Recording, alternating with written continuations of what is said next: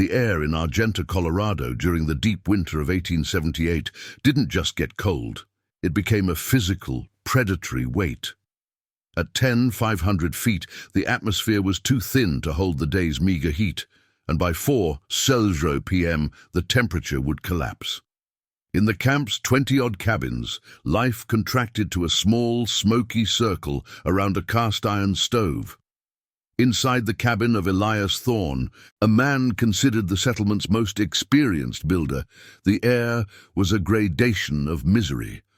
6 feet from his Monarch potbelly stove, the temperature was a scorching 95 degrees C, 35 degrees C. 12 feet away by the north wall, the moisture from his breath froze instantly upon the 14-inch logs. The thermometer, Mr. Brandt, the mining engineer, had hung by his cot read 20 degrees and 2 degrees.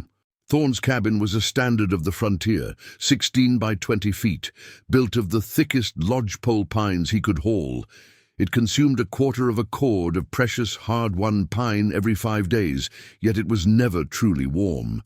It was also, by 3:30 p.m., as dark as a cellar, the 2 small 18-inch square windows, sources of a brutal draught, doing little more than confirming the existence of an outside world. Just 200 yards east, however, something impossible was happening.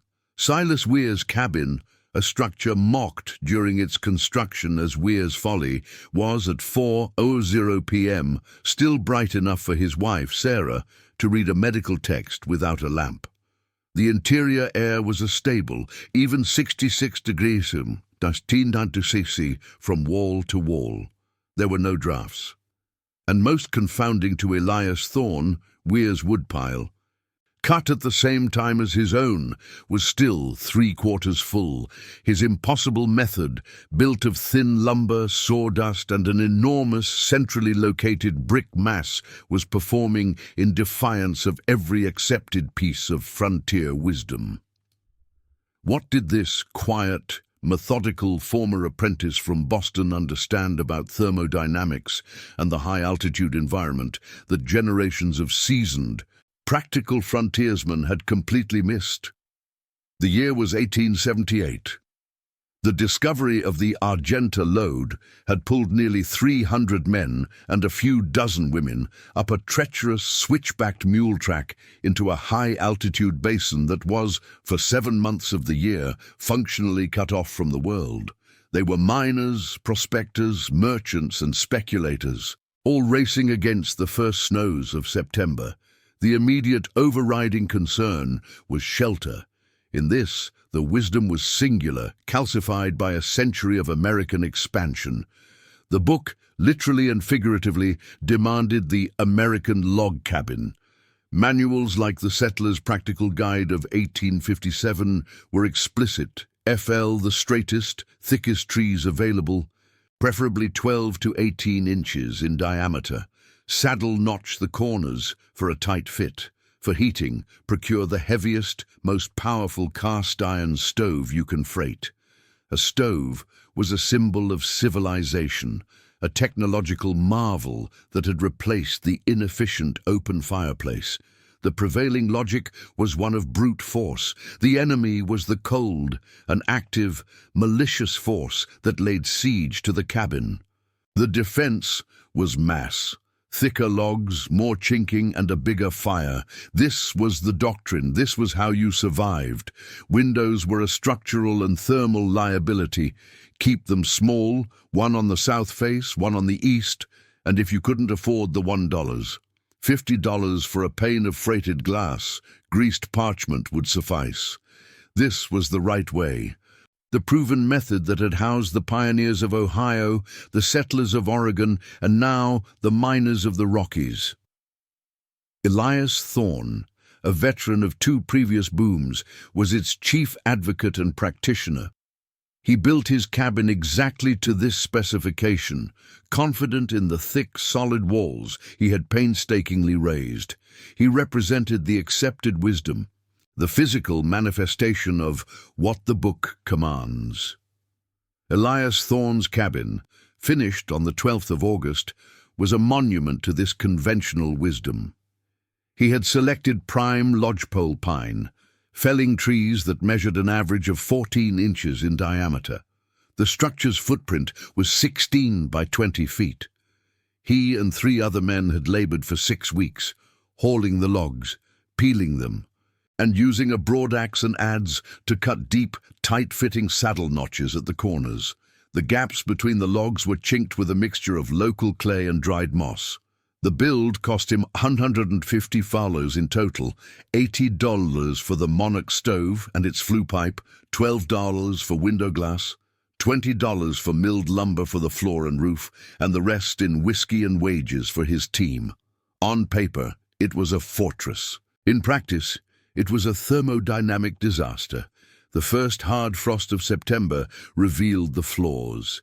The green, unseasoned pine logs, saturated with moisture, began to dry and shrink in the incredibly low humidity of the high altitude. The tight saddle notches loosened, the clay chinking, a material that worked well in the damp forests of the east, dried to a brittle powder and fell out in chunks. By October, Thorne's cabin was hemorrhaging heat. The wind, whistling at 30 miles per hour, drove snow through the walls. The mighty Monarch stove, designed for rapid convective heat, was wildly inefficient. It devoured wood, turning it into a localized column of superheated air that immediately rose to the roof, while 70% of its thermal energy blasted straight up the iron flue pipe. A brilliant orange beacon in the night. To stay warm, Thorne and his wife had to live within a 6-foot radius of the stove. The rest of the cabin was functionally uninhabitable, used for cold storage. By December, with outside temperatures holding at 10 degrees, 23 degrees, the interior temperature near the walls never rose above freezing. Thorne was spending 4 hours every day felling and bucking wood just to feed the stove. His wife, confined to the smoky dimness, developed a persistent barking cough. Thorne's fortress was failing, a cold, dark and smoky trap. Silas Weir had arrived in Argenta not with a prospector's pick, but with a carpenter's chest and 3 crates of books. He was a slight, quiet man from Boston, a stark contrast to the burly, boisterous miners. His background was a peculiar hybrid. He had apprenticed for 3 years with a Boston architectural firm that specialized in designing public libraries and conservatories, buildings obsessed with managing natural light. But when his father's finances collapsed, he had spent 2 years as a ship's carpenter sailing the North Atlantic route. On those voyages, he learned the brutal, practical science of insulating a captain's quarters against the damp, penetrating cold. He learned about the insulating power of cork, of tarred canvas, and most importantly, of still, trapped air. Before coming west, he had spent 6 months in Minnesota working a cousin's farm. There, he encountered Scandinavian immigrants who refused to build the American log cabin. He watched them build korsvirkeshus, half-timbered houses with plank walls filled with sawdust or grain chaff, and he saw, for the first time, a kakelun, a towering 5-ton ceramic tile stove that the Finns and Swedes would fire only once a day. He learned a new philosophy, that heat was not a continuous battle, but a resource to be captured and stored.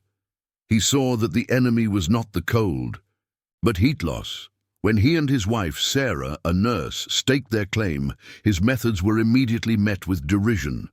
He didn't fell the thickest trees. He went to the new sawmill and bought hundreds of cheap, thin 2-6 pine boards. Elias Thorne, stopping by, had laughed. "Building a chicken coop, Weir? That pine siding won't stop a strong wind, let alone a Colorado winter." When Weir started digging a deep 4-foot rubble trench foundation, the mockery grew. "That's a city foundation. You'll be building till spring." Silas just nodded politely, checked his plumb line, and continued his work. Silas Weir's structure began to rise, and it looked utterly wrong. It had no logs. Instead, he built what was, in effect, 2 complete, thin-walled cabins, one inside the other. He erected a 2-6-foot frame for the exterior walls, and another identical 2x6-foot frame for the interior walls, leaving a gap of 24 inches between them. This skeletal structure looked impossibly fragile against the backdrop of the granite peaks. Elias Thorne declared it a waste of good lumber, predicting it would be kindling by the first blizzard. While Thorne and his crew had been wrestling 800-pound logs, Weir, working mostly alone with Sarah, had his frame up in 2 weeks. Then came the insulation. He nailed rough pine boards to the outside of the interior frame and the inside of the exterior frame, creating a 24-inch deep, hollow cavity. Then he went back to the sawmill and paid the owner $5 for the entire waste pile of sawdust, a small mountain of it. He also hired the camp's children for a penny a bucket to gather dry moss and grasses. For 3 weeks, he and Sarah packed this mixture, sawdust, moss, and a portion of lime to discourage vermin, into the 24-inch wall cavity, tamping it down until it was dense and completely full. He was, in effect, building a 30-inch thick wall, 2x6 frame, plus 24-inch fill, plus 2x6 frame, that was almost entirely low-density insulation. But the greatest perceived folly was the south wall. It was almost entirely glass. He installed 4 massive 6-foot panes of glass, freighted at enormous expense, 90. "That's a greenhouse, not a house," Thorne pronounced to the men at the saloon. "He'll lose every bit of heat he makes. The man is a fool."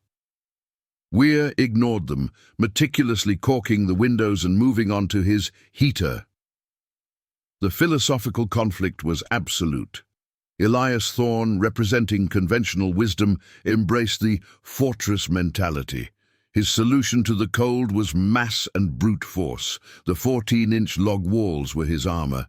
The roaring potbelly stove was his weapon, waging a constant active war against the encroaching cold. In his mind, heat was a byproduct of combustion, and the goal was to produce as much of it as possible, 24 hours a day. Any man who let his fire go out was a failure. Silas Weir, in contrast, operated on a principle of thermal management. He saw heat as a precious resource to be cultivated and preserved. His design was not a fortress, but a high-efficiency trap. He understood the physics that Thorne ignored. Thorne's 14-inch logs, while massive, had a poor insulation value, R value, of roughly R1. 2 per inch for a total of R16. 8. But this was rendered meaningless by the infiltration, the constant, whistling drafts from the shrinking, chinking and poor-fitting door. Weir's wall, however, was a different beast. The 24 inches of packed sawdust and moss had an R value of at least R2, 2 per inch, giving his walls a total R value of over R52. Furthermore, his framed, sheathed and plastered construction was nearly airtight. Weir was also waging a passive war. He knew that the high-altitude sun, even on a 0°, 18° day, was a powerful free furnace. His 100 square feet of south-facing glass were a collector. Thorne saw the glass as a whole. Weir saw it as an engine. The battle was set. Thorne's brute force versus Weir's finesse. In mid-October, the first test arrived. A weather system moved in, and the temperature dropped to 10°C at a 12°C for 3 straight days. Mr. Brandt, the mining engineer from Denver, was lodging at Thorne's cabin while the company barracks, also log, were being built. Brandt was a man of instruments, carrying a pocket thermometer, a barometer, and a journal. His logbook from Thorne's cabin was bleak. October 15th, 6:00 a.m. Exterior temp, 11°F. Interior temp, cotside, 38°F. Stove required stoking 3 times during the night. Air quality is poor, heavy smoke. Wood consumption, approx 1/8 cord in 24H. That afternoon, out of professional curiosity, Brandt visited Weir's Folly. He was stunned. He entered not a dark, smoky box, but a bright, airy room. The air was clean. In the center of the 20x 24-foot cabin stood the heater. It was not a stove. It was a 7-foot-tall, 4-foot-wide, 8 rectangular mass of brick and soapstone. Silas Weir explained it was a Russian heater, or masonry stove. Brandt, checking his thermometer, was astonished. October 15th, 3:00 p.m. Exterior temp, 14 degrees. Interior temp, Weir cabin, 67 degrees. He asked Weir about his fuel. Weir replied he had lit a small, fast fire for 90 minutes that morning, and that was all. The 8,000-pound brick mass was now slowly, steadily radiating its captured heat. Brandt noted the physics. In Thorne's cabin, the air was hot, but the walls were cold, sucking the warmth from his body, convective heat. In Weir's cabin, the air was cooler, but the walls and the central mass were warm, radiating heat to his body. It was a profoundly different and superior form of comfort. Brandt's initial report to Denver mentioned the anomaly. Thorne, seeing Brandt's notes, remained skeptical. "It's a trick. Wait till the real cold. Wait till 30 degrees, or that glass box will kill them." Weir's impossible method was a system of 4 distinct interlocking layers. The first layer was the envelope, the 30-inch thick, super-insulated walls. By using framed 2/6, he created a structure that was rigid, but more importantly, whose 24-inch void could be filled with sawdust, a material with millions of tiny air pockets. Unlike Thorne's solid log, which was a thermal bridge conducting cold inward, Weir's wall was almost pure insulation. He had also insulated the floor, building it 18 inches off the ground and packing the crawl space with grasses, and the ceiling, with 30 inches of the same sawdust moss mix. The cabin was a near-perfect insulated box. The second layer was the collector. This was the south-facing glass. Weir had calculated the low-angle winter sun. From 9:00 a.m. to 4:00 p.m., his cabin was flooded with direct sunlight. This passive solar gain was so intense that on a clear 0-degree day, the interior temperature would rise 15 degrees without any fire at all.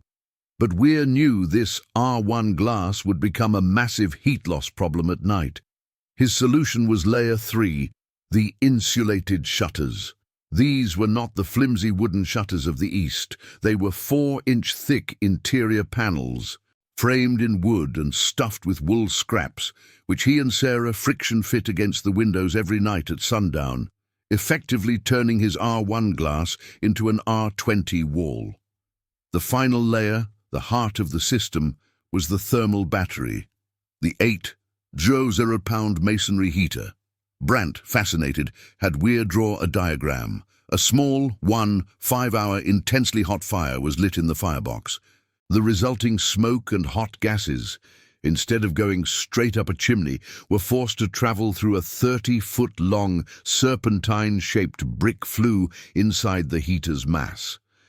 By the time the smoke exited the chimney, it was barely 200 degrees to 993 degrees. Over 90% of the heat had been extracted from the fuel and stored in the 8,000-pound brick mass. This mass then radiated gentle, even heat for the next 18 to 24 hours. It was the precise opposite of Thorne's stove: low fuel input, high efficiency, and slow, radiant release. In the third week of January 1879, the Great Blizzard struck. It was a storm that would become legend. For 8 solid days, the sun vanished, the wind howled at a sustained 60 miles per hour, and the temperature plummeted to 35-degree curve to 37-degree toes, with wind chills approaching 80-degree. Snow drifted up to the roof lines. This was the test. In Elias Thorne's cabin, it was a cascading failure. The wind-driven microscopic snow forced itself through the log walls, not just the chinking. The Monarch stove, roaring 24 hours a day, couldn't compete with the 35-degree air infiltrating from every angle. The logs, now super-cooled, were coated on the inside with 4 inches of thick white frost. Thorne and his wife, burning 1/3 of a cord of wood per day, were freezing. Mr. Brandt's thermometer, hanging just 10 feet from the stove, read 25 degrees, Chusiu 4 degrees. They were burning furniture to stay alive. Thorne's wife, huddled in every blanket she owned, suffered severe frostbite on her feet while sitting indoors. On the fourth day, the stovepipe, caked with creosote from the constant smouldering fires, ignited. The chimney fire, though quickly extinguished, cracked the stove body. Their heat source was now compromised. In Weir's cabin, the scene was one of surreal calm. The insulated shutters had been closed on day one. The cabin was dark, lit only by an oil lamp, but it was warm. The wind howled outside, but not a single draft penetrated the R-52 walls. There was no frost on the interior. The 8,000-pound brick battery in the center of the room was the anchor.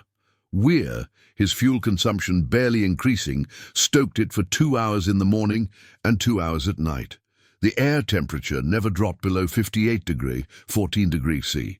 More importantly, the radiant heat from the mass kept their bodies comfortable.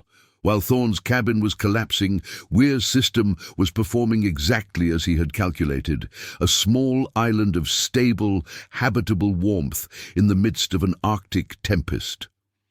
On the 5th day of the blizzard, a bundled figure hammered on Silas Weir's door. It was Elias Thorne, half frozen, supporting his wife, whose feet were wrapped in bloody rags. Their cabin was unlivable, the stove useless, the interior temperature 10 degrees Celsius.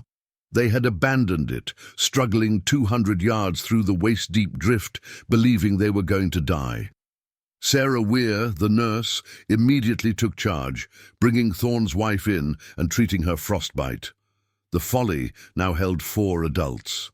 By evening, 3 more miners from a neighboring cabin that had been crushed by a snowdrift arrived. Weir's 20 by 24-foot cabin was now an emergency shelter for 7 people.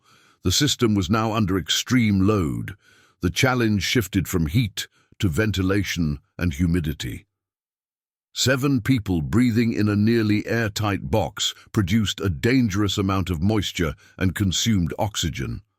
But Weir had planned for this. He had built 2 small insulated vents, one low by the heater, an air inlet, and one high on the opposite wall, an outlet. Sarah Weir, applying her nurse's discipline, managed the cabin's operation. "The vents must be cleared of snow every hour," she ordered. "Wet clothes are dried only in this quadrant by the heater." They organized shifts. The men took turns ensuring the chimney and vents were clear. Silas managed the engine, the 2 daily firings. The cabin remained stable, holding at 60 degrees. The 8,000-pound brick mass was the hero, its stored heat keeping them alive. Elias Thorne, huddled in a borrowed blanket, watched Silas Weir calmly measure his fuel load. The man he had mocked as a fool was now saving his life, and he had done it with sawdust, glass, and brick. When the storm finally broke after 8 days, the camp of Argenta was devastated. Of the 34 inhabited structures, 11 were catastrophically damaged. 14 people were dead from cold or asphyxiation. The only 2 structures that remained fully habitable, warm and undamaged, were Silas Weir's home and the small assay office, which Mr. Brandt had insisted be built to Weir's specifications as a test. The results were not just anecdotal, they were statistical. Brandt's official report to the Denver Mining Syndicate, written in February 1879, was a clinical, damning indictment of conventional methods. He presented a table: standard 14-inch log cabin, AV 12 units. Average interior temp during storm, 27 degrees. Fuel consumption, 1. 5+ cords, weak. Status, failed. Weir envelope cabin, 2 units. Average interior temp, 61 degrees. Fuel consumption, 0. 25 cords, weak. Status, fully operational. The report electrified the company board. The Weir system, as Brandt named it, wasn't just a marginal improvement. It was an 85% reduction in fuel consumption while providing a 40-degree increase in stable, habitable temperature. The conversion of the skeptics was absolute and immediate. Elias Thorne, humbled and grateful, was the first to ask Silas for help. He did not want to repair his log cabin. He wanted to tear it down and build it right. The mining syndicate, facing the prospect of housing 200 more men, scrapped its plans for 30 log barracks. They hired Silas Weir at the exorbitant wage of $15 per day to oversee the design and construction of 5 large Weir envelope bunkhouses, all to feature masonry heaters and passive solar designs. By the spring of 1880, the physical landscape of Argenta, Colorado, was visibly changed. The new company bunkhouses, built of vertical board and batten siding, dominated the settlement. Their most prominent features were long, sloping roofs and massive, continuous banks of south-facing glass. Tall, thin brick chimneys rose from their centers, releasing only pale, wispy streams of smoke. Even the old log cabins, those that had survived, were being retrofitted. Miners, following Weir's example, were building 18-inch outrigger frames around their existing log walls, creating a new envelope which they packed with sawdust, grasses, and any other insulating fill they could find. The hardware store had a 6-month backlog on orders for brick and glass. Sawdust, once a worthless byproduct of the sawmill, was now a traded commodity, selling for $1 a wagon load. The lesson of Argenta had been learned, written in frostbite and survival. The American frontier, it turned out, was not to be conquered by brute force alone. The log cabin, that icon of rugged individualism, was a desperate, inefficient relic of a forested, lower-altitude past. True, sustainable settlement in the high-altitude West required a new logic. Silas Weir had provided it. His innovation was not a new material, but a new understanding of physics.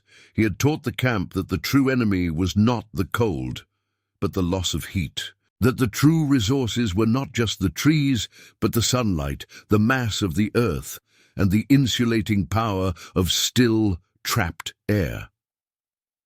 He had proven that one did not have to fight the winter, but could, with intelligent design, simply manage it.